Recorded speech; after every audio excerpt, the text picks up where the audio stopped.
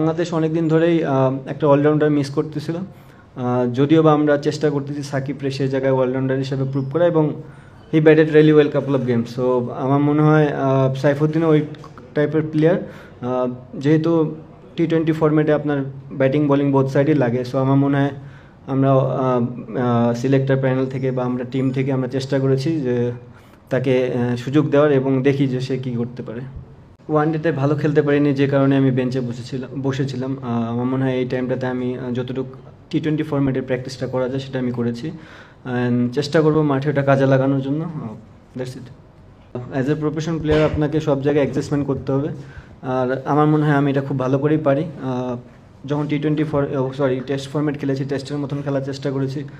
One day ফরম্যাটে তারা আমাকে সুযোগ দিয়েছিল, আমি আমার সুযোগটা কাজে লাগাতে পারিনি। হোপ যে আবার যখন ডোমেস্টিক খেলবো, আবার পারফর্ম করবো, দেন আবার তারা আমাকে মনে করবে যে আমি বেস্ট 11-এ থাকার মতন, অবশ্যই আমাকে সুযোগ দেবে। টি-20 ফরম্যাটটা তো অনেক দিন ধরে খেলতেছি, এবং আমাদের কয়েকটা সিরিজও গেছে কিছুদিন আগে। সো হোপ যে আমরা এই সিরিজে অ্যাজ এ টিম ঘুরে দাঁড়াতে পারবো। আমার মনে হয় ফেরাটা খুবই যৌক্তিক, যেহেতু নাসুম অনেক দিন ধরে টি-20 ফরম্যাট খেলে, এবং তার কাছে আমার মনে হয় দুইটা সাইডই পাওয়ার একটা চান্স আছে, বোলিং প্লাস ব্যাটিং। আমার জন্য প্রত্যেকটা সিরিজ, প্রত্যেকটা ম্যাচই ইম্পর্টেন্ট। আমি তো মনে করি যে প্রত্যেকটা যে কোনো জায়গায় খেললে আমি চেষ্টা করি 100% দেওয়ার।